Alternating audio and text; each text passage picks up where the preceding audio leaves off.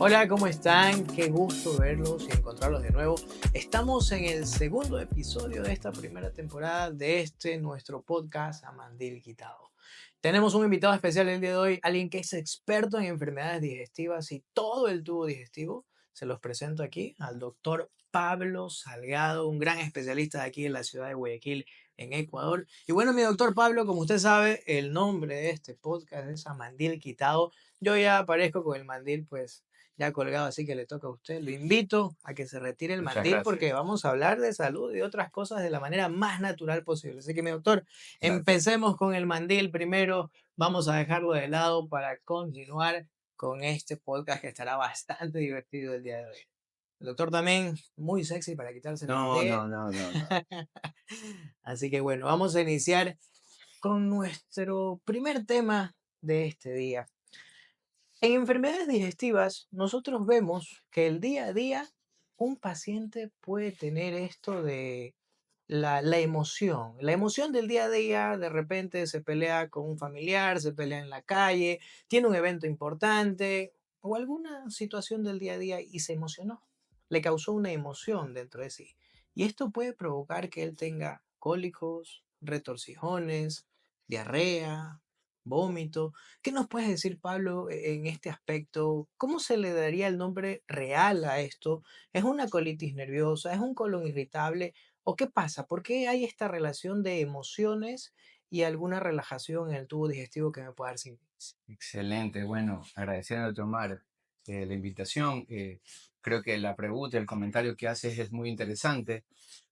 Realmente ahora tenemos muchos pacientes y conocemos un poco más con el tema de la medicina en lo que es el eje intestino-cerebro.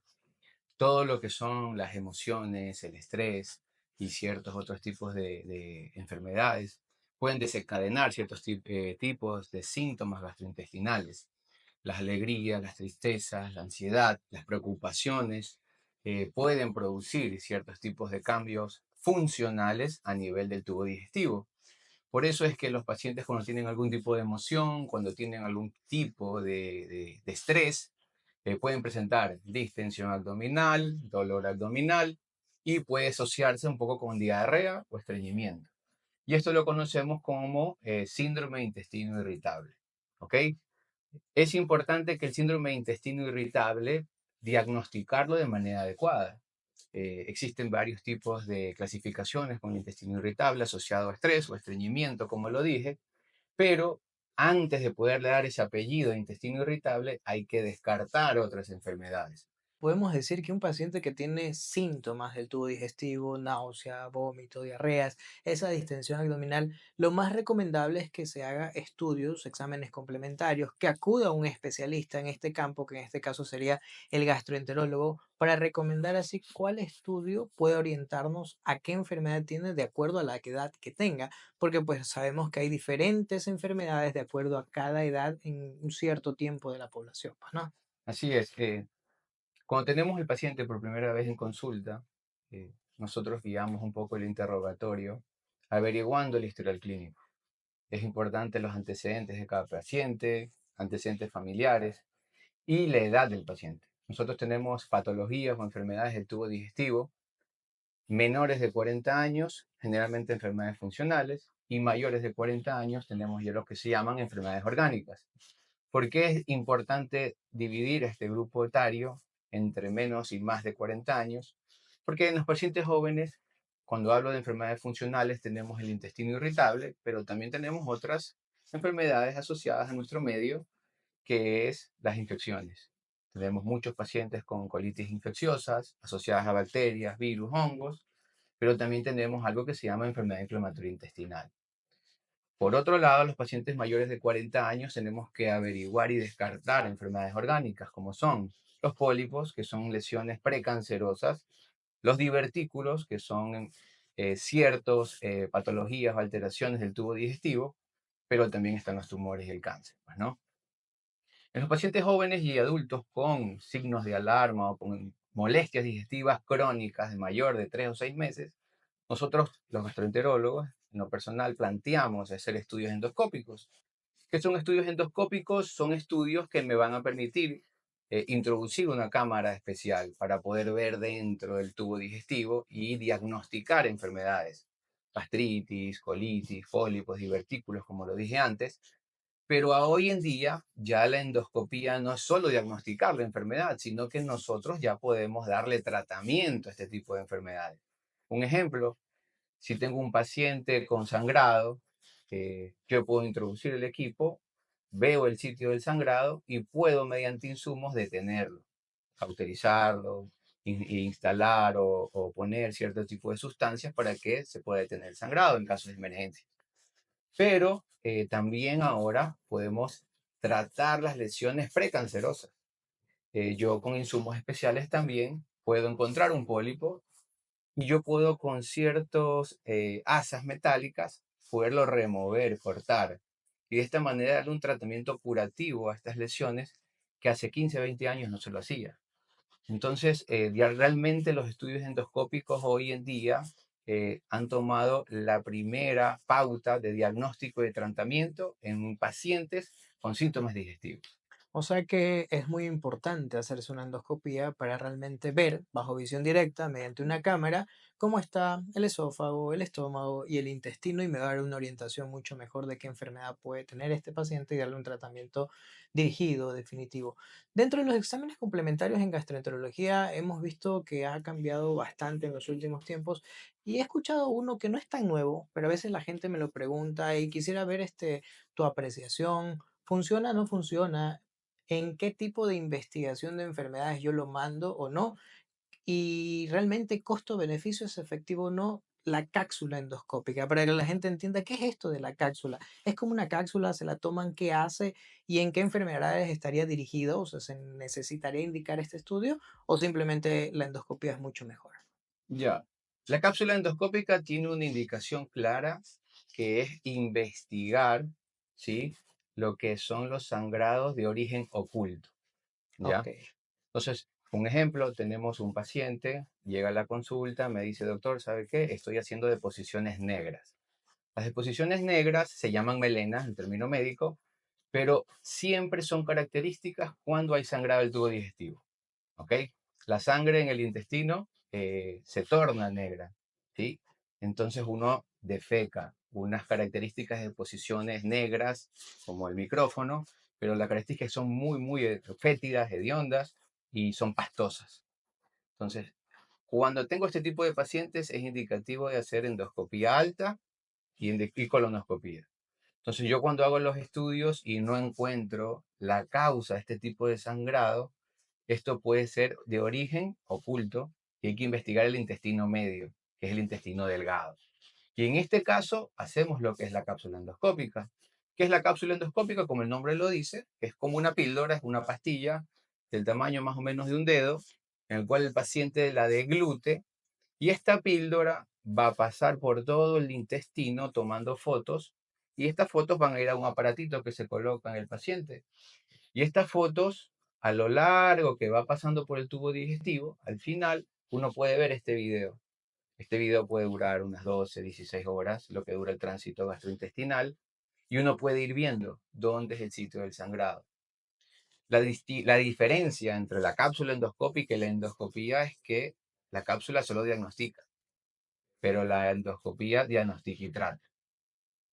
O sea que tenemos zonas del tubo digestivo o del intestino donde el endoscopio no llega, entonces ahí va la cápsula endoscópica para estas zonas de intestino donde no me alcanza el endoscopio para identificar la causa del sangrado y poder pues tener un tratamiento oportuno. Perfecto, Pablo. Y esto de la colonoscopía, que es un estudio prácticamente mediante una cámara vamos a revisar todo lo que es recto, ano, intestino bajo. ¿Para qué pacientes estaría indicado? ¿Cuándo tú recomiendas hacer una colonoscopia? ¿Hay una relación con la edad específica, menores a 30, mayores a 30? ¿O qué tú le recomiendas a la gente que tal vez necesita o está pensando hacerse un estudio de colonoscopia? ¿Cuándo hacérselo o cuándo no? Ok, la colonoscopía, como lo dije antes, tiene varias indicaciones. Para la población en general, todas las guías, tanto la americana y la europea, nos indican que tenemos que hacer estudios preventivos. ¿Qué es un estudio preventivo? Paciente, 40 años, me siento en la consulta, doctor, realmente no tengo ningún síntoma, pero quiero averiguarlo. Entonces uno como especialista y basado en el tema de las guías internacionales, uno va viendo la necesidad o no de hacer estudios preventivos. Hoy en día todo paciente 40 años tiene que hacerse una endoscopía, una colonoscopía para revisar y ver si tiene lesiones premalignas. O sea que independientemente hay síntomas o no hay síntomas, está indicado pacientes jóvenes a partir de los 40 años, endoscopía y colonoscopía de control, que es lo que nosotros tenemos que buscar. Así es, Pero pero ahora viene el otro grupo de pacientes que tienen síntomas. Paciente 28 años, gases, distensión. Esto primeramente siempre van al médico general, el médico general los desparasita, les da medicamentos como tipos de omeprazoles y jarabes antiácidos. Pasan 2, 3 meses, sigue con los mismos síntomas y vienen agravando. ¿Por qué? Porque todos los síntomas digestivos eh, hacen que el paciente no tenga buena calidad de vida. Cuando tenemos pacientes en consulta, la mayoría de ellos vienen al gastroenterólogo porque ya tienen mucho tiempo de haber sufrido este problema. Tienen dolores, tienen de vergüenza a veces estar con la familia o los amigos porque tienen urgencias. A veces lo que comen les cae muy mal y tienen que correr al baño a hacer deposiciones diarreicas. A veces lo que comen en medio del bus tiene mucha distensión abdominal, mucho reflujo, algunos vómitos. Entonces, en estos pacientes con síntomas asociados y crónicos, jóvenes o adultos, ya decimos, hay que hacer estudios. ¿Por qué? Porque ese paciente ya ha pasado por medicación, no se siente bien y ya no es simplemente un problema funcional. Este ya puede ser un problema orgánico. Cuando hablamos de orgánico, hablamos de lesiones inflamatorias, gastritis, pero también puede esa gastritis asociada a otras infecciones o medicamentos producir lesiones, úlceras, erosiones, pólipos, y de ahí donde el gastroenterólogo tiene que hacer un buen diagnóstico. Para eso usamos la endoscopía y podemos tratar también el problema. es algo también muy importante de destacar que en la historia clínica que nosotros hacemos, que cuando estudiamos medicina decimos la anamnesis, una correcta evaluación semiológica del paciente, que son todos los signos y síntomas que puede tener, me puede dar del 70 al 80% del diagnóstico, es real. Porque también no estamos tanto dirigidos a la regla de que, sí, 40 años me voy a hacer una endoscopía, 40 años una colonoscopía, pero existen los antecedentes heredofamiliares, Ujú. como el cáncer. Entonces, yo he visto pacientes jovencitos de 20, 25 años que tienen cáncer gástrico, tienen Así cáncer de es. colon, y eso va en relación justamente con los antecedentes. Y obviamente, como lo hemos venido explicando, si tú tienes algunos antecedentes heredofamiliares que te orientan a tener algún tipo de cáncer del tubo digestivo, como lo ha hecho el doctor Pablo, la recomendación es acudir a un gastroenterólogo y hacerte un screening completo para ver pues si puedes tener esta predisposición o no y detectar esta enfermedad a tiempo y pues corregirla, ¿no?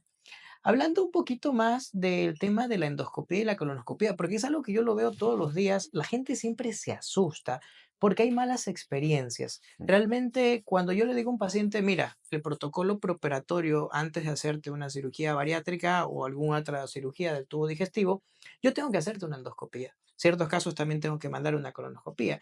Y el paciente se frena y tiene ese temor. ¿Por qué?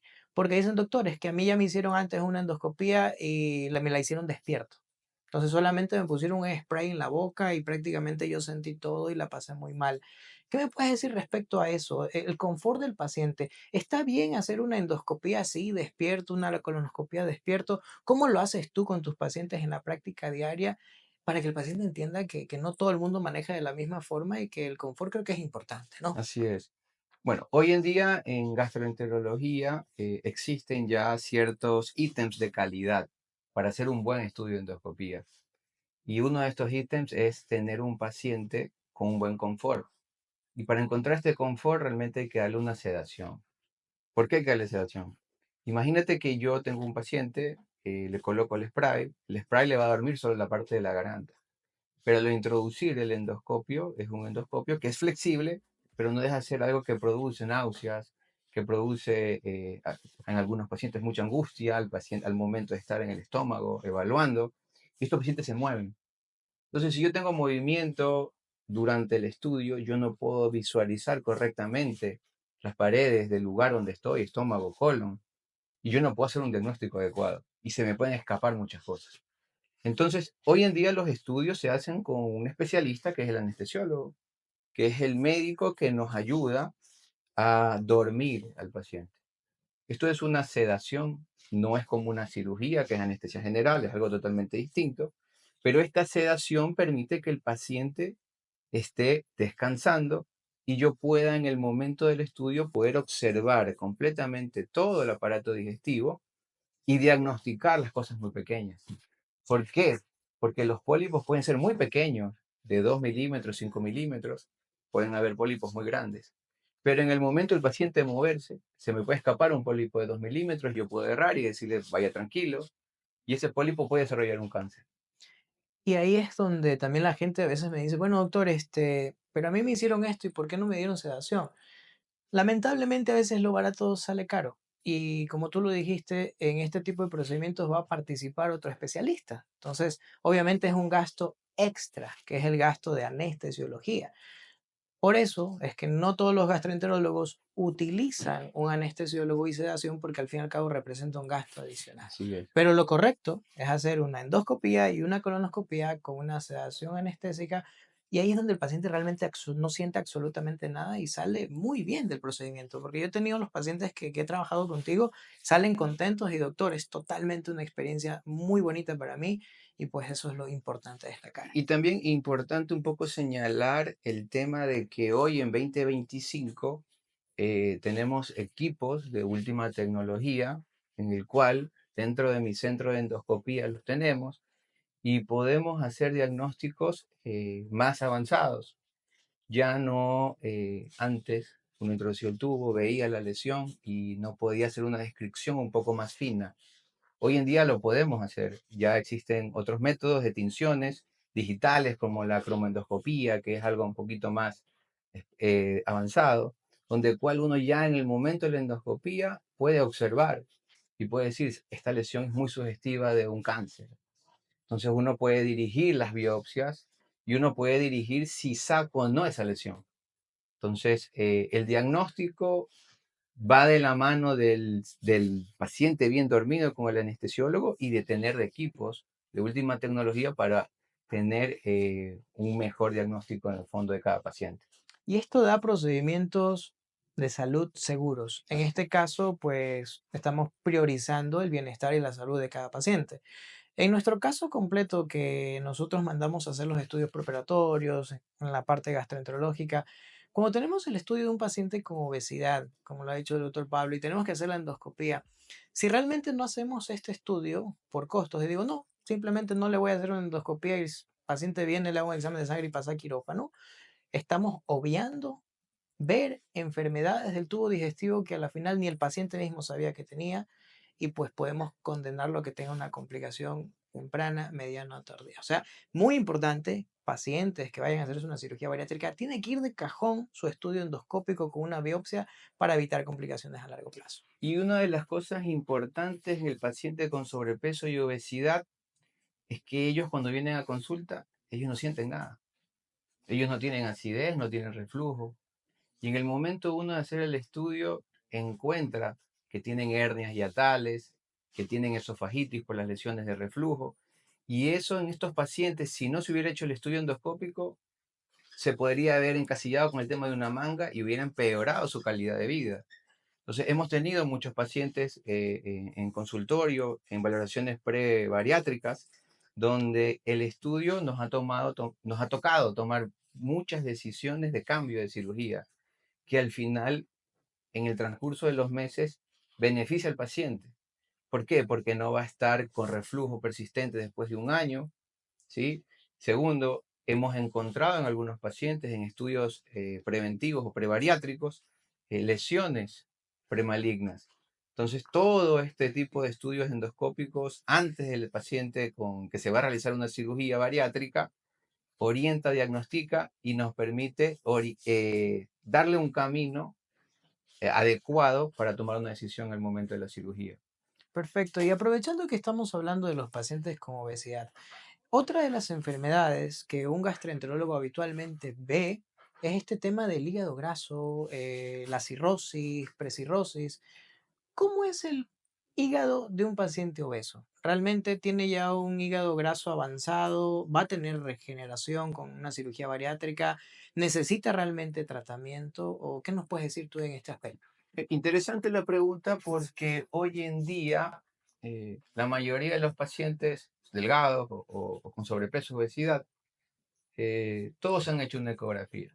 Todos van al consultorio preocupados, muchos de ellos. Doctor, me hicieron una ecografía y me dijeron tengo hígado graso. Ok. El hígado graso, el diagnóstico ecográfico solo es el diagnóstico de lo que el imagenólogo observa. Pero detrás de ese paciente hay que hacer una serie de exámenes y evaluaciones. Y una de estas evaluaciones es laboratorios. Y perdona que te interrumpa ahí, Pablo, un poco porque la gente debe entender. A veces me llegan a mí con estudios ecográficos que cuando yo reviso quién lo hizo, es un médico general. Volvemos a lo mismo y a la base de todo esto.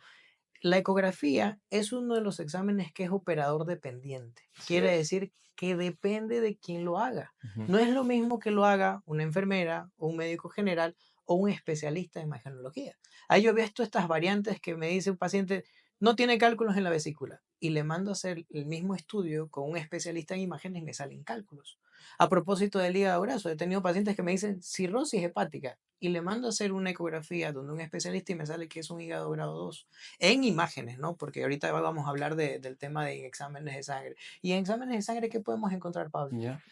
Para hacer una buena evaluación de la función hepática, uno ya tiene un listado en el cual uno puede ver si hay inflamación o no del hígado, pero también puede ver función hepática. Esta función hepática me va a orientar y distinguir al paciente si tiene ya cirrosis, que es ya la etapa terminal del hígado graso. Pero el hígado graso es una enfermedad que está asociada al alcohol, hígado graso Alcohólico. alcohólico, y el hígado graso no alcohólico, que es el asociado al paciente con estilo de vida no adecuado. Cuando hablamos de estilo de vida, el problema o muchos de los pacientes piensan, doctor, tengo hígado graso, pero yo no como grasa. Entonces, en el momento de la consulta uno le va preguntando, y disculpe, ¿usted come arroz, come fideo, come verde? Sí, doctor. Yo me como 3 panes en la mañana, me tomo mi caldito, me como mi arroz con menestra y carne y papas. Entonces, hoy en día se sabe que el hígado graso no está asociado a la grasa. El hígado graso está asociado al carbohidrato. Al tipo de alimentación. Así es. El carbohidrato, cuando entra el metabolismo del azúcares, como este paciente es sedentario generalmente, no quema estas calorías. Y estas calorías se van almacenando en grasas. ¿Y esto dónde va generalmente? A los gorditos a nivel abdominal, grasa visceral.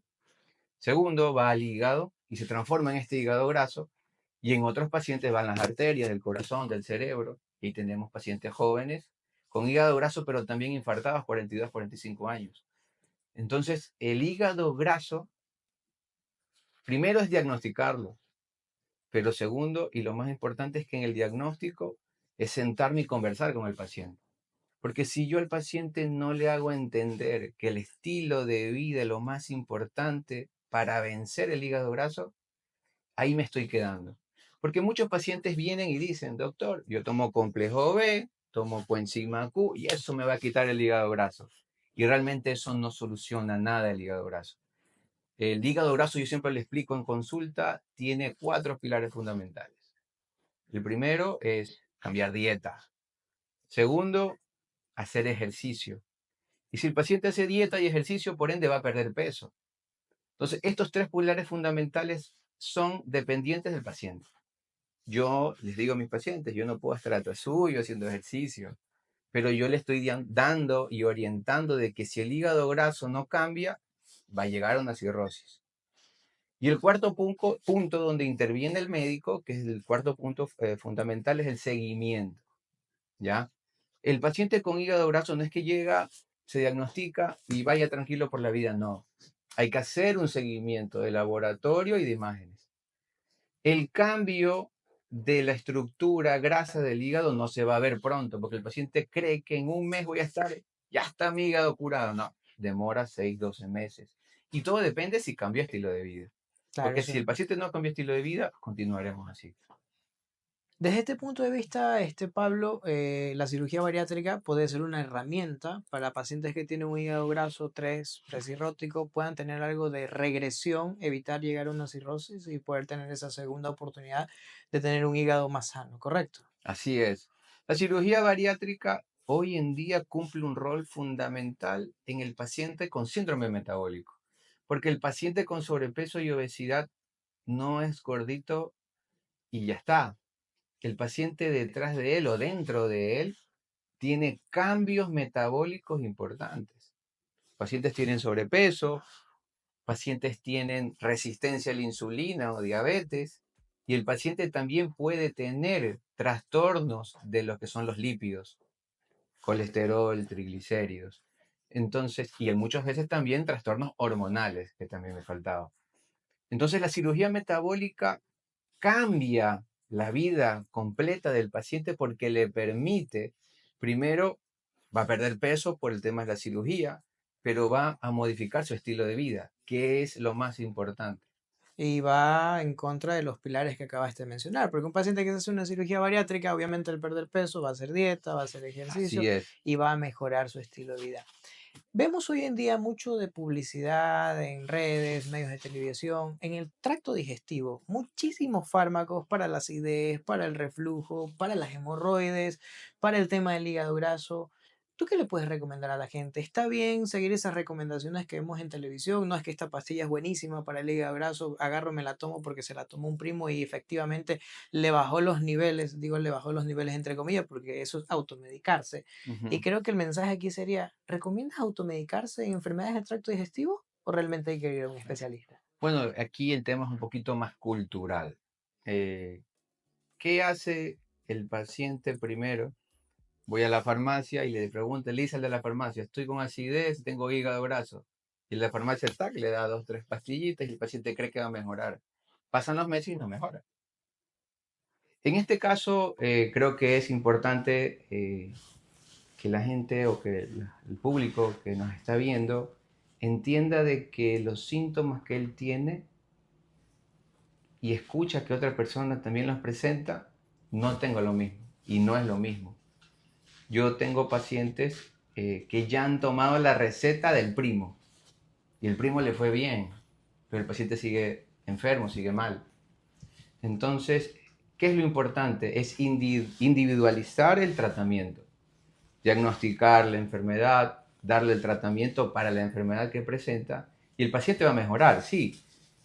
Entonces, el público debe entender que mi enfermedad o mis síntomas no son específicos de otras personas, ¿ya? Porque detrás de mi enfermedad pueden haber en el tubo digestivo lesiones y cáncer. Entonces yo llamo a la población que se hagan ver de médicos competentes de acuerdo a la patología que ellos presenten, ¿sí? Y hablando de competencias, ahorita está mucho de tema de moda, ¿no? Esto de la microbiota. Yo he visto mucho medicina funcional, la microbiota. Va a sonar un poco fuerte, pero la gente debe entender que lamentablemente no todos los médicos, hablando de competencias, manejan una ética médica correcta. Y hay médicos que están haciendo de esto pues una parte lucrativa a propósito de la microbiota. Al inicio dijiste el eje cerebro-intestino, pero el eje cerebro-intestino no es la cura de todas las enfermedades que un paciente puede tener, sino puede ser un coadyuvante para mejorar ciertas situaciones de salud. ¿Por qué hago esta pequeña introducción? Porque hay gente que dice que si tu microbiota está bien, todo tu cuerpo va a estar bien. Cura la diabetes, cura la hipertensión y etcétera. ¿Qué nos puede decir tú, Pablo, como especialista en el tema? ¿Qué realmente pasa con la microbiota? ¿Qué es la microbiota realmente para que la gente entienda? Ujú. ¿Y funciona, no funciona o cómo afecta al cuerpo humano? A mí me gusta dar un ejemplo. Yo les explico a mis pacientes que cuando yo voy a la selva, sí, yo voy a la selva, yo encuentro árboles, animales, insectos, y todo tiene que, compaginarse y funcionar bien. Si yo vengo en esa selva, yo vengo con una sierra y empiezo a talar árboles, eh, se van a empezar a ir los animales y va a empezar a dañarse el terreno. Lo mismo pasa en el tubo digestivo. En los pacientes, en todos los pacientes, en todas las personas, mejor dicho, existe un medio ambiente, ¿sí?, que se llama microbiota, donde están bacterias, hongos, virus, pero todos están conviviendo de manera normal. Y en estos pacientes que conviven bien, el paciente está relativamente sano. Cuando por algún motivo, un ejemplo, y que pasa muy frecuente, el paciente va de viaje, se va de viaje a, por decir un país, Argentina, come y empieza con diarrea. Y el paciente se llama diarrea del viajero. ¿Pero por qué pasa esto? Porque los virus, las bacterias o estos microorganismos en Argentina son distintos de que hay en Ecuador. Y a ver este choque, este cambio, empieza a haber un trastorno de la microbiota intestinal y expresa a través de síntomas. Entonces, estos cambios que se están estudiando de la microbiota, si son, es cierto, dar probióticos en algunos pacientes mejoran los síntomas, pero no a todos les va bien. Por eso es que hay que hacer un buen diagnóstico. El intestino irritable sigue siendo una enfermedad funcional, pero los pacientes con colitis, que sí ya es una verdadera inflamación del intestino, en estos pacientes está indicado darles microbiota, pero no cualquier tipo de microbiota, porque hoy en día vamos a la farmacia y ya vemos Probióticos un un pocotón. pocotón. Pero ¿qué es lo importante del probiótico?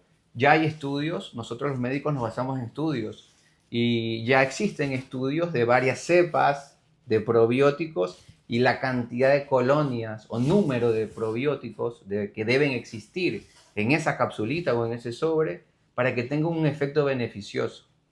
Entonces, yo tengo pacientes que me dicen, doctor, yo les prescribo, bueno, un probiótico en casos, como los dije antes, necesario. Yo creo que los puedes mencionar libremente porque no hay ningún conflicto de interés. De los que yo Sí, conozco, hay muchos. existen muchos de varias casas comerciales, pero hay veces pacientes que por costo en Ecuador, ¿qué hacen?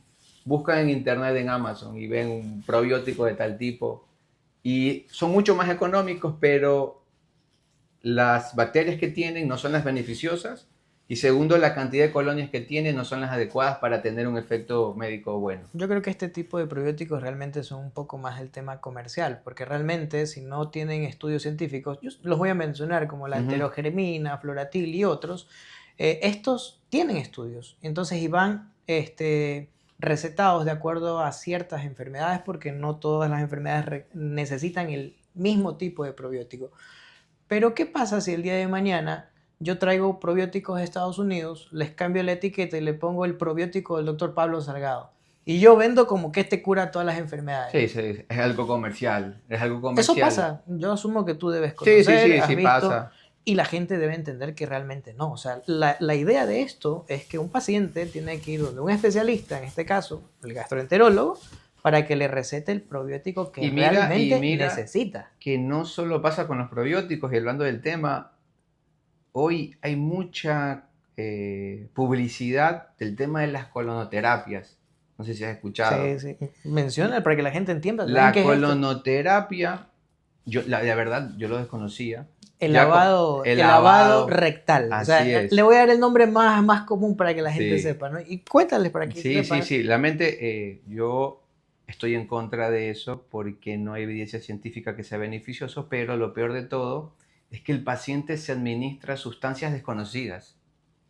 Yo he tenido el caso de algunos pacientes que se han hecho cronoterapias con café, que el café, que es antioxidante, que le hicieron, llegan a mis consultas después de haberse hecho este procedimiento y empiezan con sangrado. Yo les hice un estudio colonoscópico y vemos una colitis con úlceras producidas por el café. Hay otros pacientes que les administran sustancias distintas, de verdad que no conozco, que les pondrán, pero después de haberse hecho este tipo de procedimientos, lavadas rectales o colonoterapias, existe lesión de la mucosa del colon. Entonces hago un llamado a la población que no se hagan este tipo de procedimientos no médicos, que busquen primero si tienen síntomas digestivos a un especialista adecuado y segundo, que tomen medicina prescrita por un profesional. Y ya que nos fuimos a la parte del colon, ¿no? Existe algo que es una escala, que quiero que tú le des el nombre científico y que se explique, Porque a veces la gente también dice, bueno, doctor, yo vengo teniendo trastornos defecatorios, o sea, tengo trastornos en cuanto a mis heces. Yo antes tenía una S de una forma normal, compacta, y ahora pues me sale diferente, me sale como un gusanito, me sale como unas bolitas, como unas heces de perro. ¿Realmente es importante conocer la forma de las heces o no es importante? ¿Qué le puedes decir a la gente? ¿Cuándo tienen que acudir al especialista? ¿Si cambian repentinamente o cómo nos puedes ayudar en este aspecto, Pablo? Listo. Bueno, para empezar, la clasificación de la forma de las heces se llama escala de Bristol.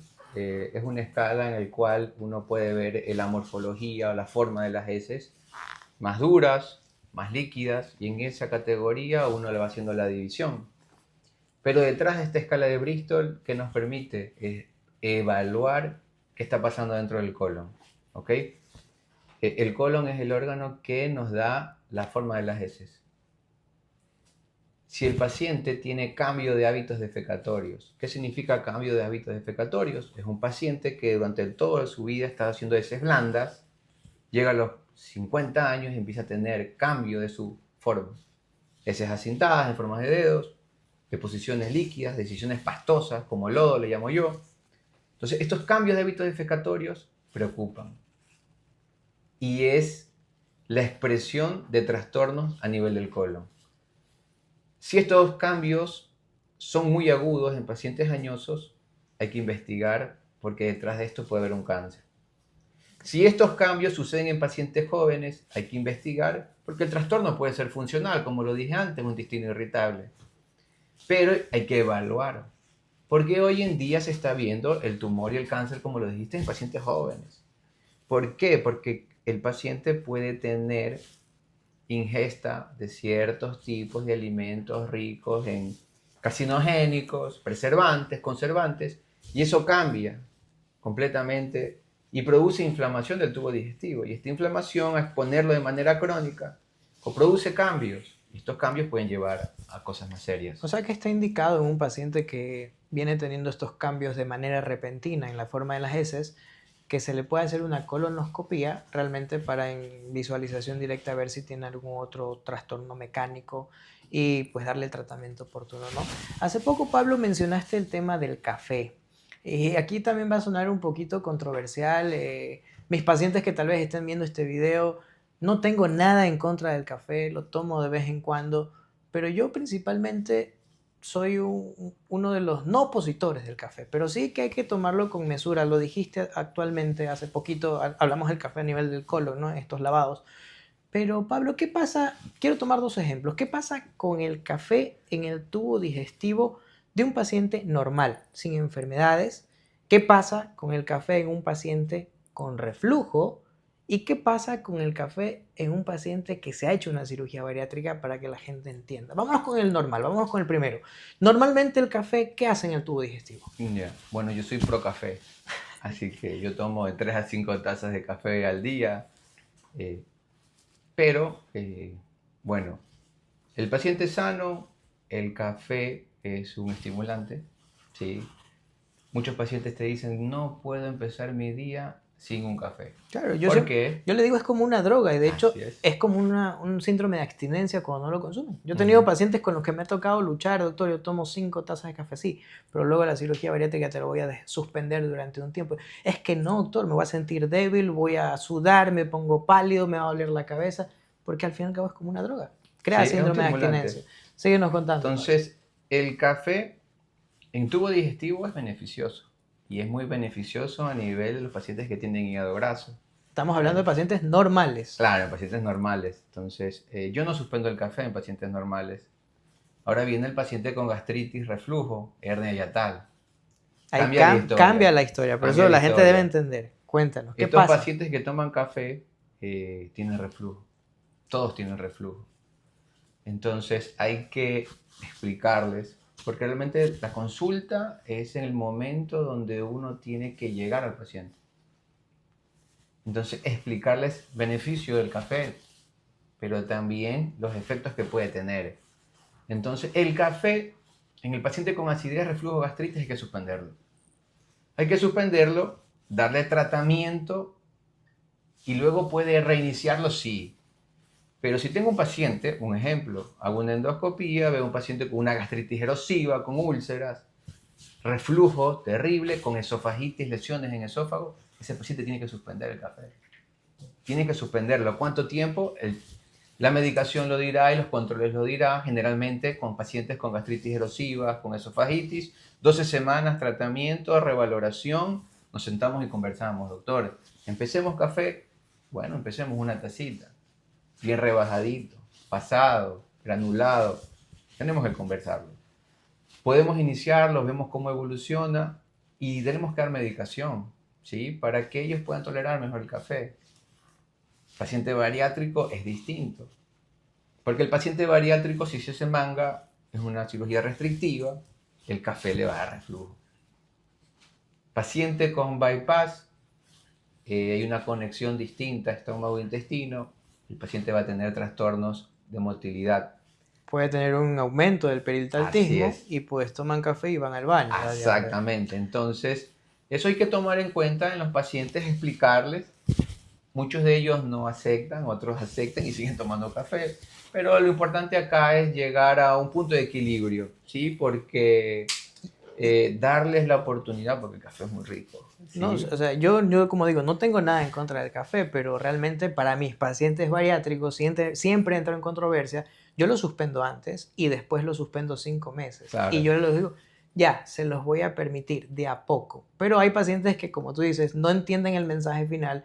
E inmediatamente al 5.º mes ya se toman 3 o 4 tazas y a la siguiente consulta me dicen, doctor, tengo mucho reflujo, me arde. Claro. Es por justamente el efecto propio del café en un paciente bariátrico. Y para mí era importante que tú se los cuentes como Claro. especialista en este Y más campo, que en todo este es tema. el paciente, las primeras semanas después de la cirugía, el café puede producir lesión a nivel de la mucosa gástrica. Puede provocar sangrado, para Así que la gente es, entienda. Por eso, entonces, esa es la razón de por claro, qué no se suspenderlo, recomienda claro. tomar café. Igual pasa en los pacientes con gastritis, como lo dije, entonces tienen que suspender el café, o sea, no hay otra opción.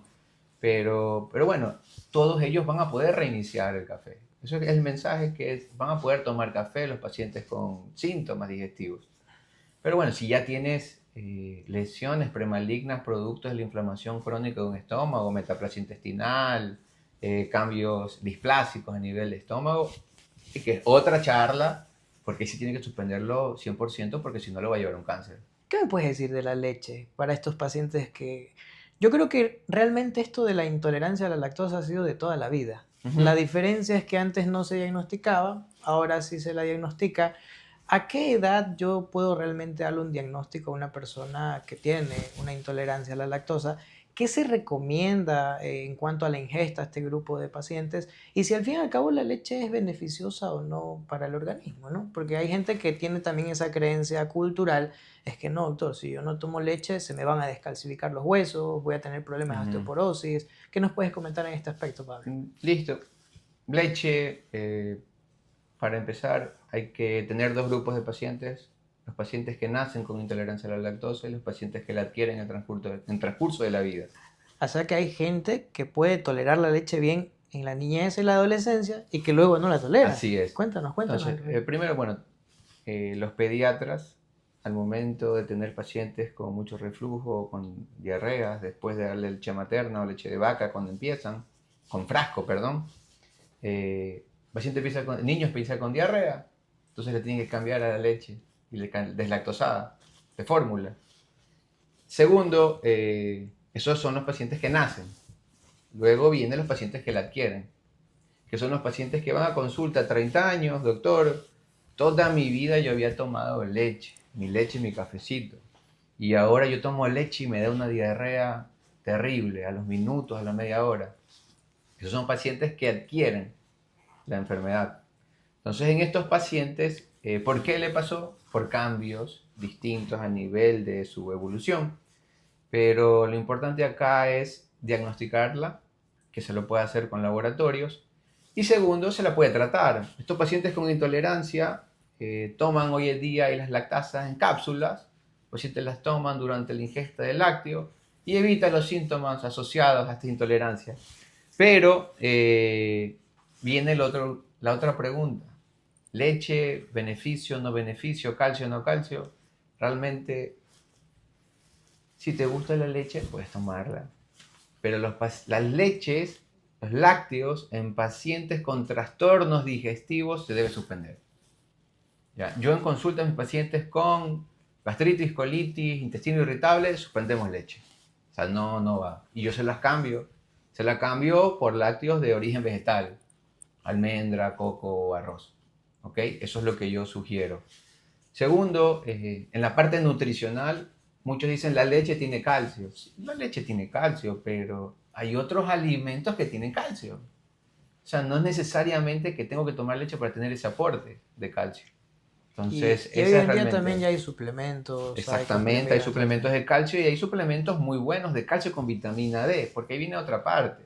El paciente cree que al tomar calcio el hueso se va a poner duro, pero ahí viene la vitamina D, que la vitamina D es la que permite coger el calcio y meterlo en el hueso. correcto. Entonces, hoy en día hacemos evaluación de pacientes jóvenes de vitamina D. Justo tuve uno hace 15 días, 16 años con vitamina D en 7. Paciente delgado, con dolores articulares. Entonces, mira que este paciente estaba sufriendo desde muy jovencito y en etapa de desarrollo con Claro. deficiencia de vitamina D. Entonces, es muy importante hacer evaluaciones bien dirigidas en estos pacientes para dar suplementación, que ese es otro tema, el tema de suplementación, y decirles que realmente el lácteo, si tiene síntomas, debe suspenderlos. Y los lácteos, si no tiene síntomas, disfrútalos hasta que Dios quiera, pues, Hasta ¿no? que se pueda. Oye, Pablo, y se ve, creo que tú lo ves todos los días, pero ahorita vemos mucho el tema de una enfermedad que no es tan antigua, por así decirlo, mentira, es más vieja que cualquier otra persona en el mundo. El tema de la gastritis. Yo Ujú. ahorita veo todo paciente que medio le duele la boca del estómago, tiene algo así, es la gastritis, doctor, me está matando. ¿Ya fuiste a un gastroenterólogo? No, pero es la gastritis. Entonces, ¿cuáles son los síntomas reales de un paciente con gastritis? ¿Cuándo se indica hacer una endoscopía? ¿Y se recomienda o no tomar tratamiento? ¿Cuál es esta relación colonización del Helicobacter pylori o no? Porque la gente también dice, es que yo tengo gastritis, pero no tengo Helicobacter. Ujú, O yo tengo gastritis y sí lo tengo. Entonces, ujú. para que la gente entienda qué es lo claro en este aspecto. Ya, bueno, paciente, indistinta la edad, dolor abdominal en la parte superior del abdomen.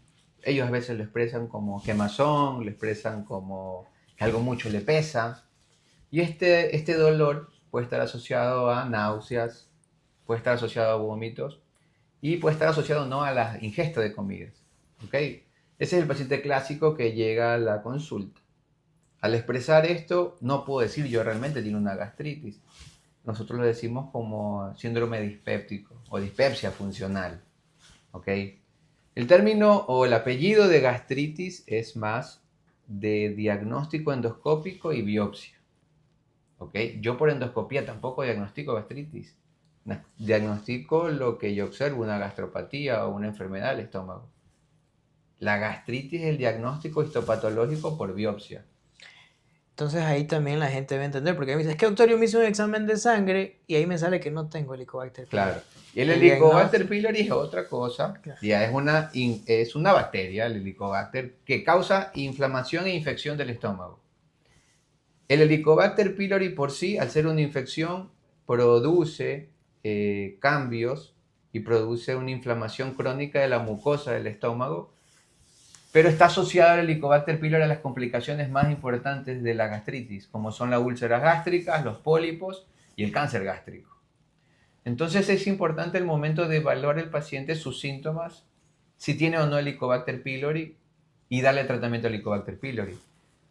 Y el diagnóstico de Helicobacter pylori, antes, los pacientes se hacían sangre, y en sangre le salía valores de Helicobacter, pero el valor de sangre no es diagnóstico.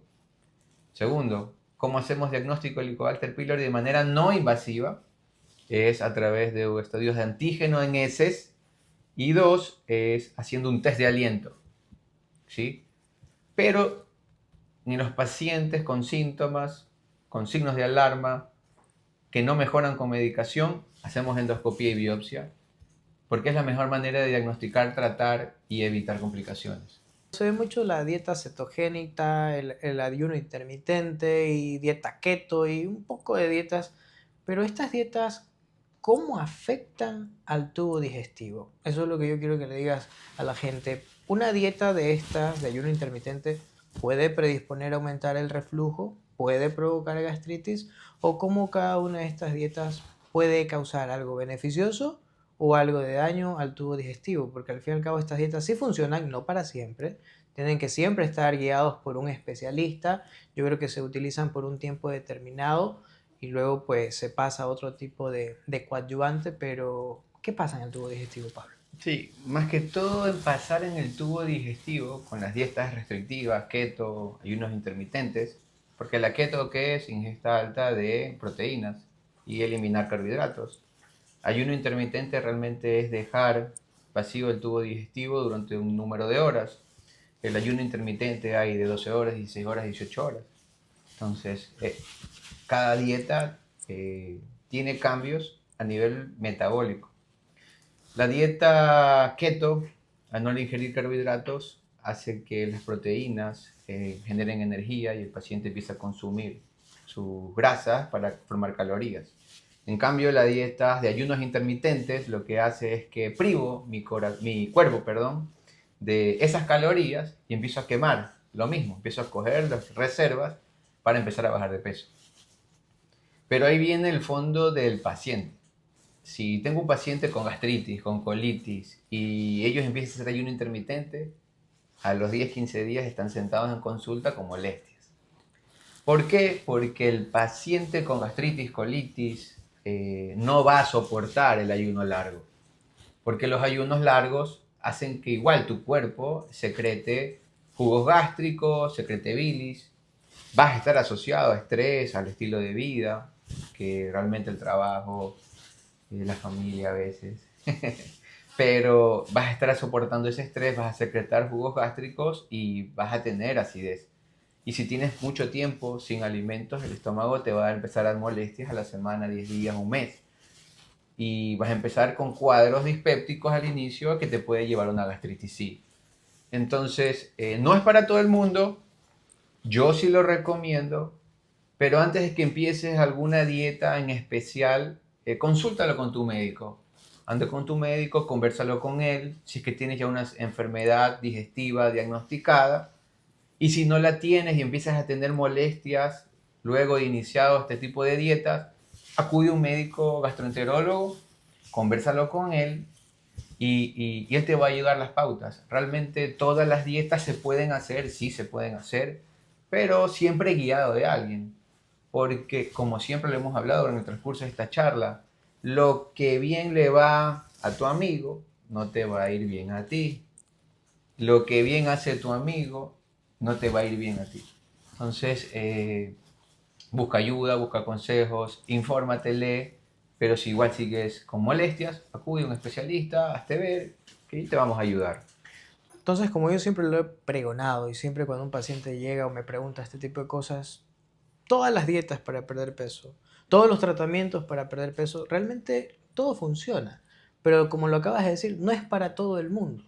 Tiene que hacerse un análisis personalizado de cada paciente para ver si realmente es candidato o no para un procedimiento para perder peso, para un tipo de dieta específico, justamente para evitar que tenga alguna complicación o efectos secundarios. Y como siempre lo hemos pregonado, ¿no? Tenemos múltiples tratamientos para el tratamiento de la obesidad, tenemos pastillas para perder peso, inyecciones para perder peso, balón gástrico, manga endoscópica, manga gástrica, bypass gástrico, los no quirúrgicos y los quirúrgicos.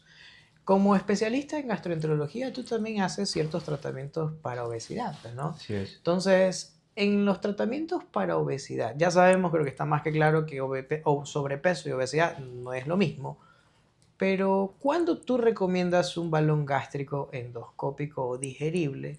¿Cuándo no lo recomiendas? Muy buena pregunta. Hoy en día, para empezar, el paciente con sobrepeso o obesidad quiere encontrar la forma de ganar su peso ideal. Cuando van a consulta conmigo, yo lo primero que hago es una buena evaluación del paciente, su estilo de vida, y de ahí podemos iniciar en encontrar la mejor forma para que alcance su peso ideal. ¿Ok? Paciente con sobrepeso, va muy bien el balón. Siempre lo he dicho, porque con el balón yo creo que lo que está garantizado de pérdida de peso es de 5 a 15 kilos. Sí, es 15 kilos Y, seguro. y es ahí donde entra otra vez, volvemos a lo mismo, el tema de la ética médica. Porque vemos en redes sociales, vemos en publicidad gente que dice, te pongo un balón, cualquier tipo de grado de obesidad y con eso me vas a perder 30, 40, 50 kilos. Como especialista en gastro, no lo recomiendas, No es ¿verdad? así. Para eso es una buena evaluación, como lo dijimos, y informar éticamente al paciente. Claro está, hay pacientes donde con obesidad 1, 2, pero con factores de riesgo que no son candidatos a cirugía, tal vez va muy bien el balón. O en pacientes con superobesidad, que como Como paso terapia puente. previo a una ¿Y qué cirugía. significa terapia puente? Es el periodo de encontrar una pérdida de peso estable para poderlo someter a una cirugía. Porque estos pacientes con superobesidad los mandamos al neumólogo y encuentra que tiene trastornos que no va a aguantar la anestesia general. Entonces, necesitamos primero bajar peso. Pero bueno, otra de las cosas es que se ve mucho el tema de las inyecciones. El Ozempic, Saxenda, Monjaru, Wegovy. así es. Pues yo creo que todas estas moléculas al fin y al cabo sí sirven para perder peso, pero asimismo no son para todo el Indicaciones. mundo. Hemos visto que se los está poniendo en los spa, en la peluquería, en el Así es. restaurante, un poquito más. Las moléculas sirven sí, pero una vez que está bien dirigida y bien indicada. Vamos a tener yo creo que otro programa solamente donde vamos a hablar de estas inyecciones para perder peso porque hay muchísimo de Así qué es. hablar. Y como mensaje así cortito, aquí en Ecuador actualmente la única molécula que tiene registro sanitario es la liraglutide, cuyo nombre comercial es la Saxenda. El resto de moléculas se las trae de contrabando de países vecinos y lo que está pasando, como lo hemos venido contando, es que a uno le funciona y a otro no. ¿Por qué? Porque no sabemos cómo llega esa molécula. Esa molécula en el camino puede haber perdido la cadena de frío y puede que se haya dañado. Realmente no es la molécula la que no funciona, sino cómo la transportaron. Eso es muy, muy importante de conocer.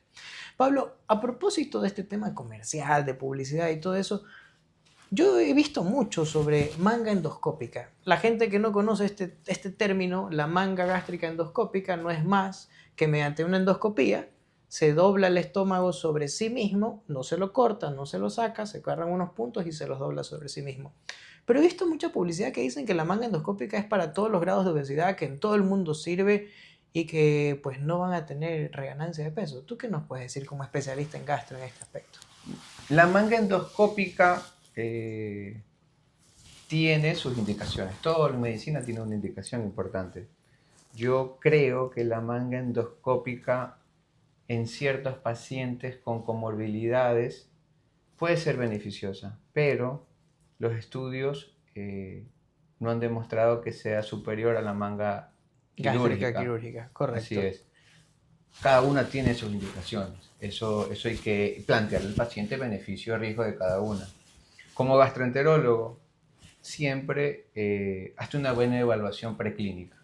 ¿Sí? Hazte una buena evaluación para tomar una buena decisión. La manga endoscópica va a tener mayor amplitud en un futuro, pero hoy en día creo que si tienes diabetes, hipertensión, tienes obesidad, tienes otros factores de riesgo, la cirugía metabólica es la que te va a beneficiar a largo plazo para evitar complicaciones, infartos, ¿sí? Insuficiencia renal, problemas asociados a la diabetes.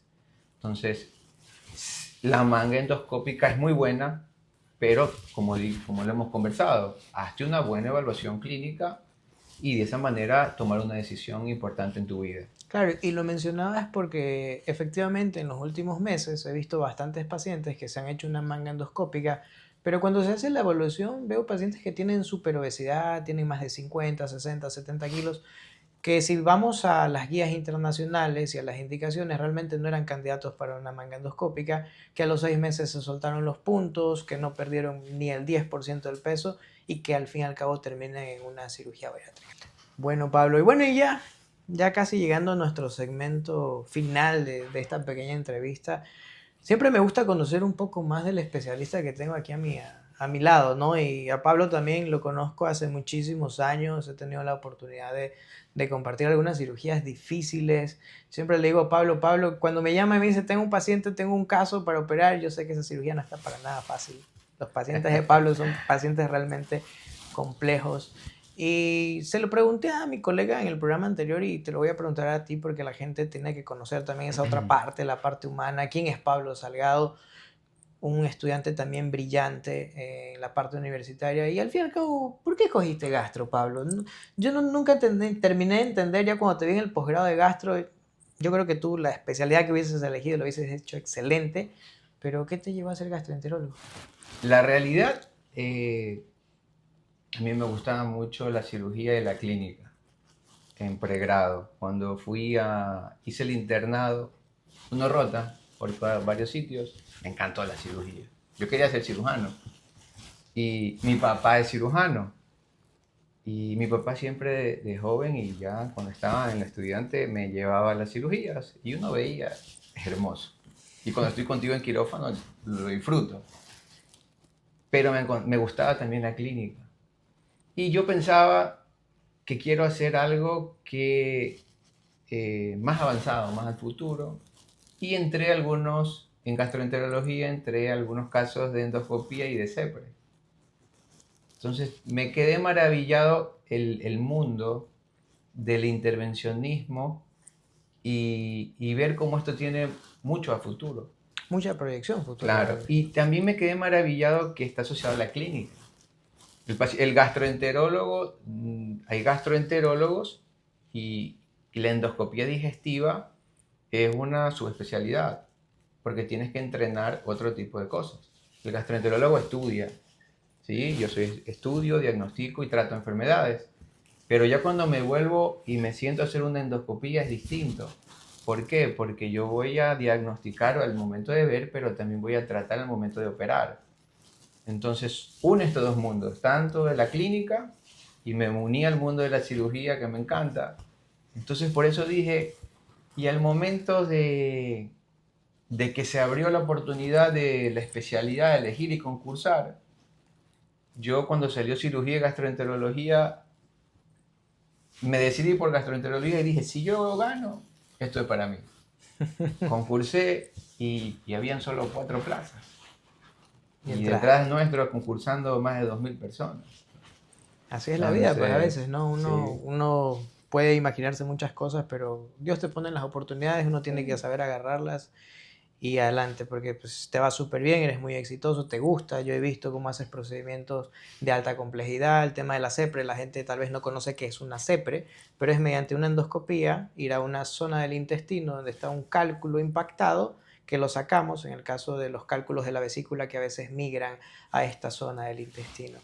Bueno, y otra de las preguntas que a veces a mí me la hacen, siempre en este segmento final aprovecho para preguntarle al invitado cosas que a mí me preguntan que no son de mi especialidad, que obviamente las conozco como médico general, pero siempre me gusta que el especialista la responda.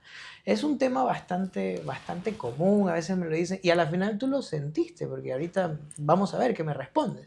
Pero conozco a tu esposa, conozco tu maravillosa familia, y asumo que cuando tú la viste por primera vez, a Pamela, y cuando ya te decidiste tal vez a declararte su amor, sentiste algo en el estómago. ¿Eso es real, eso de las mariposas en el estómago? ¿O qué pasa científicamente hablando con el tubo digestivo? ¿Qué ocurre en esos momentos? ¿Existen o no las mariposas en el estómago y qué son? Sí, existen mariposas. Yo cuando vi a mi ¿La esposa, sentiste? ¿La claro, sentiste? me enamoré locamente de ella.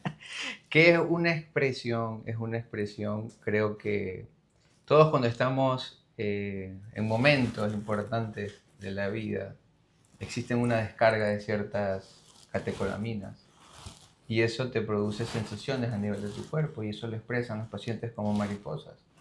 Porque al tener excitación o alegría, ¿sí? Tienes mucha descarga de adrenalina y noradrenalina y eso te genera vasoconstricción. Sientes esa función que dicen ellos, aquí siento una presión. Eso es la expresión fisiológica de las mariposas en el estómago, que es real, Es real y yo lo sentí cuando conocí a mi esposa. Ah, pues qué bien, qué bien. Oye, Pablo, y otra de las cosas es que, bueno, hablamos de colitis nerviosa, hablamos de colon irritable. Asumo que así como en esta oportunidad tu cuerpo emotivamente demostraba ese amor por tu esposa y te hizo sentir esas mariposas, también ha habido etapas en tu vida en las cuales la emoción no ha sido tan positiva, sino es un poco más estresante.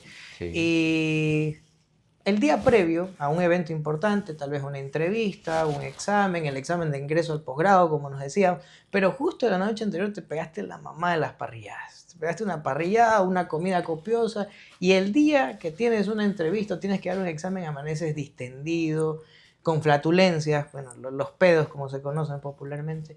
¿Y ahora cómo le haces? O sea, tienes que ir a esta entrevista y sientes que estás por ahí sonoramente reconocido. ¿Existe algo que te puedas tomar o qué recomendación le darías a la gente que está en esta situación que al fin y al cabo es tal vez un poco incómoda, ¿no? Para Ujú. ciertas personas. Sí, esos trastornos digestivos son muy comunes en el momento de estrés, como lo hablamos antes, ansiedad y emociones, para decirlo un término más general. eh, y la ingesta de alimentos copiosos repercute aún más. En estos momentos que es adecuado, si estás en casa, primero relájate, toma asiento un momento y te sugiero tómate un té. Un té, Los textos de si abuelita ayudan, funcionan. todos ayudan. De todas estas hierbas, ¿cuál es la que Toda más recomiendas? manzanilla con miel, yo sé que yo sugiero. Pero de ahí puede consumir el de orégano, el que le guste. Todos los tés son digestivos. Todos los tés son digestivos. Ayuda a romper estas burbujas de aire, que es el gas que uno siente, y ayuda a relajar.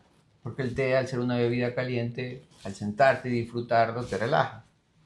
Ya si tienes esto mayor número de días, busca un especialista, porque no solo ya es el estrés, pasa algo más. Pero el sentarse, relajarse y disfrutar una bebida caliente y conversar con una persona, amigo, que te sucede en la vida, ayuda mucho a sacar. Dale. Sí. Buenísimo. Bueno, y ahorita que estamos hablando de gases, ¿no? Sé que tal vez el nombre popular puede sonar un poco feo, el pedo, pero los gases representan enfermedades o no. Yo creo que ningún gas huele rico, aunque diga la gente, no, que los míos no apestan o los míos no huelen. Creo que todo gas tiene obviamente su hedor característico. Pero si hay algunos que tienen un olor mayormente negativo, por así Ujú. decirlo, o suenan más, ¿representan alguna enfermedad? Ya. Eso, yo tengo pacientes, esta es la consulta diaria, el tema de los gases, pedos, eructos. Eh, Hay que dejar claro, y siempre les digo a mis pacientes, todos tenemos gases, primero que todo. Porque algunos piensan de que porque como y estoy con eructos, ya estoy enfermo. No, no es así.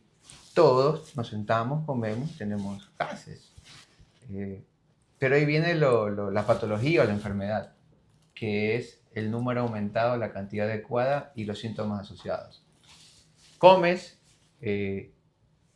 y empiezas con muchos eructos, después de comer te distiendes y empiezas con dolor, ahí está, no es normal. ¿Ok? Primer punto. Y segundo, ahí viene el tema de los olores. Todos los pedos huelen feo. Así que No hay pelo que no huele rico. hay, ni aunque te tomes agüita de rosas, oler bien, pero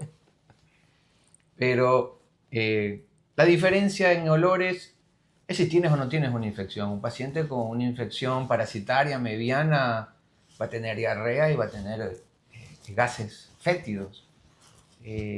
Si el paciente ingiere grasas, algunos pacientes pueden ver diferencia en la calidad de las heces y las grasas producen gas y van a ser más fétidos. Entonces, sí hay diferencia de acuerdo a lo que comes y lo que vas a oler. Y aprovechando el tema de los gases, los pacientes que tienen bypass gástrico tienen gases que tienen más Sí, mal olor que los otros pacientes. ¿Cuál sería tu explicación para que la gente, yo lo sé, sí, pero quiero que tú se lo claro. cuentes a la gente? Y eso es muy común en consulta. Paciente postbariátrico, post-bypass, va a la consulta después de unos años, generalmente al año, que empieza. Y, doctor, estoy aquí porque estoy con gases. Y son feísimos.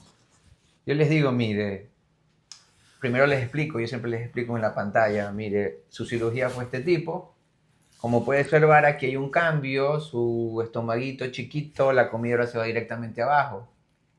Ya no hay el paso por el duodeno donde se mezclaba todo, que es el sitio donde se mezcla con los jugos gástricos, con la bilis, con los jugos pancreáticos.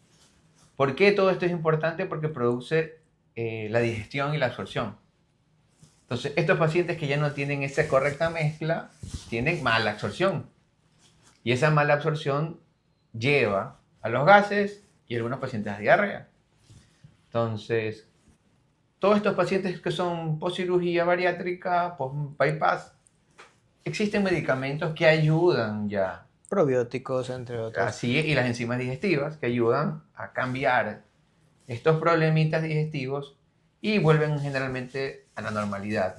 Pero es importante hacerles entender, eso es lo que yo siempre me siento en mi consulta, hacerles entender el porqué de sus síntomas y de su enfermedad y yo en qué les puedo ayudar. Claro. Porque generalmente los médicos o la gente piensa que voy al médico y él me va a curar. Y me va a curar en la primera consulta, el doctor me va a curar. Y no es así. Sí, pues en Sí. medicina 1 y 1 a veces no es 2. A veces nosotros queremos hacer lo mejor por un paciente, pero pueden haber complicaciones en el camino que pueden retrasar un poco el tratamiento final de un paciente. Y en la parte digestiva toma a veces mucho tiempo. ¿Sí? Los trastornos, gastritis, colitis, no es solo una receta, pueden ser 2, 3 recetas. ¿Sí?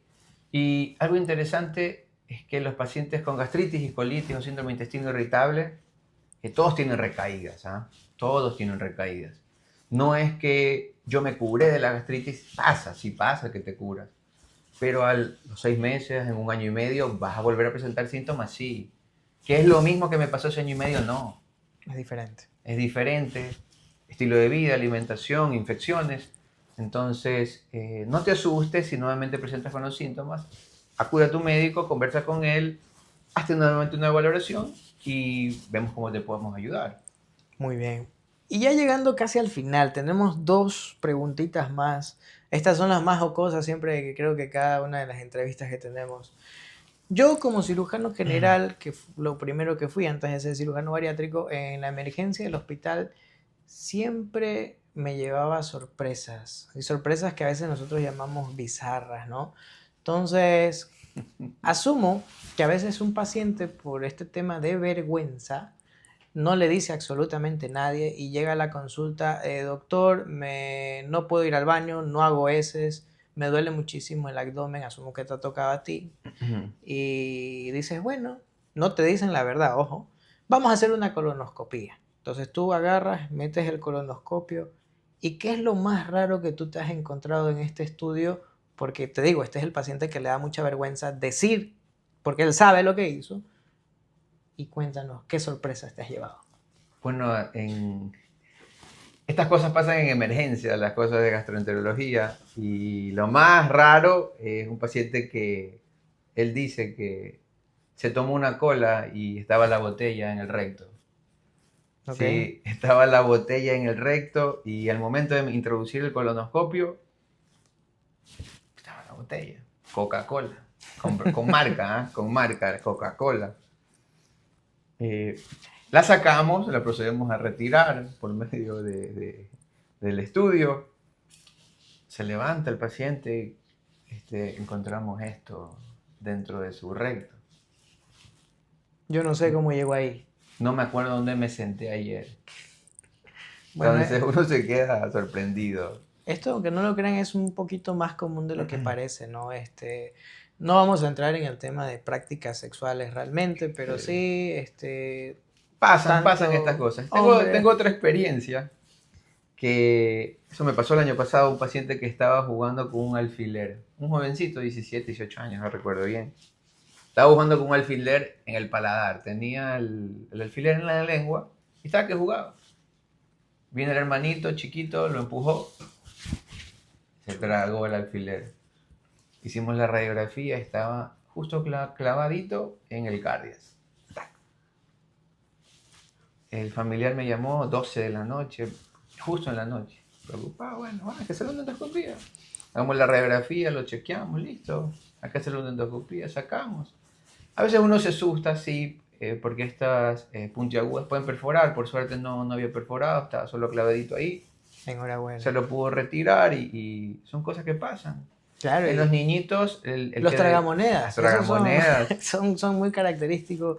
Siempre en la emergencia del niño se comió una moneda de 5, tenemos que llamar al gastro, el gastro hace una endoscopía y saca la Las moneda, monedas. ¿no? Bueno, Pablo, y esta creo que es la pregunta ya de cierre de cajón. Es, a veces me la han preguntado, yo siempre utilizo este segmento porque para mí son, créeme, son un poco preguntas incómodas, pero la gente al fin y al cabo tiene el derecho a saber. No es lo mismo que te bese un negro que el beso negro, ¿no? Chuta. Y para que la gente lo entienda, bueno, el beso negro es una práctica sexual en la cual existe un contacto oral, anal, pero desde el punto de vista gastroenterológico y científico, esta práctica sexual es No, peligrosa, no es ah, peligrosa. ¿A qué se predispone la gente que hace esta práctica? ¿Qué puede contraer? Porque la gente debe saberlo, ¿no? Creo que puede ser más común de lo que tú y yo creemos. puede ser común, la verdad que yo creería que todo depende si está peludito o no, por un lado, ¿no? Y si yo sí lo veo peludito, primero que no lo beso ni Ni de loco, broma. ni de broma. Segundo, bueno, el ano está expuesto intrínsecamente con la caca, pues, ¿no? La materia fecal son desechos del cuerpo.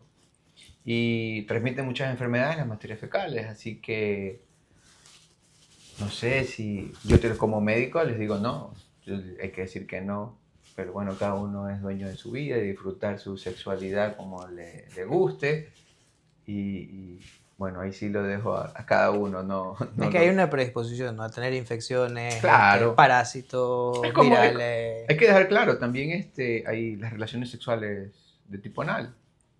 Las re- tengo pacientes que tienen relaciones sexuales de tipo anal y son otros tipos de infecciones, ¿ah?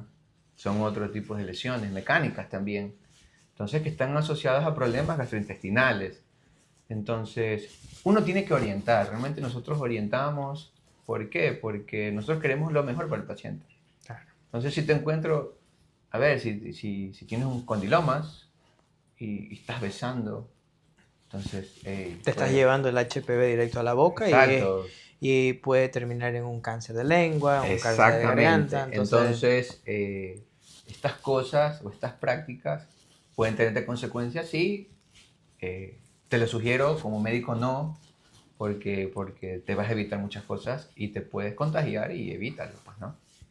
bueno, agradecemos, creo que ya en la parte final de este segundo capítulo de esta primera temporada. Para mí ha sido un honor inmenso tener aquí a un queridísimo colega y amigo como es el doctor Pablo Salgado. Pablito, la gente que te escuchó el día de hoy pues tiene derecho a saber a dónde te puede encontrar, dónde puede gozar de tus servicios, así que cuéntales un poquito dónde estás ubicado, qué estudios realizas y los que la gente quiere escuchar. Muy bien, bueno, darte las gracias, Omar, gran amigo, gran especialista, compartimos y disfrutamos muchas cosas en común. Bueno, yo soy el doctor Pablo Salgado, gastroenterólogo, como lo dijo. Yo estoy en la clínica de especialidades de la ciudad, en el norte de Guayaquil. Mi consultorio está en la Torre Sur. ¿Qué hago? Bueno, yo doy consultas de especialidad de gastroenterología, pero también hago estudios endoscópicos. Yo hago endoscopía digestiva alta, hago colonoscopías, pero también hago estudios un poco más avanzados, quirúrgicos, como el tratamiento de lesiones premalignas, de tumores, también de tubo digestivo, y también hacemos procedimientos de CEPRE, que son en patologías de la vía biliar y del páncreas, pues, ¿no? Entonces, mi número de teléfono lo vamos a dejar acá abajo para que se puedan contactar y gustoso de poderlos ayudar en algún momento en mi consulta. Y muchas gracias, Omar, nuevamente por la invitación. Pues nada, como siempre, coméntenos acá abajo, ¿les gustó el programa? ¿No? ¿Qué otro tipo de temas quieren que tratemos? Y Pablito, pues hay que seguir con este día, así que lo invito a que se ponga su mandil y Listo. continuemos en nuestra jornada laboral del día de hoy. Un gran abrazo para todos, los queremos y nos vemos en el tercer capítulo de su podcast Amandil Guitarra.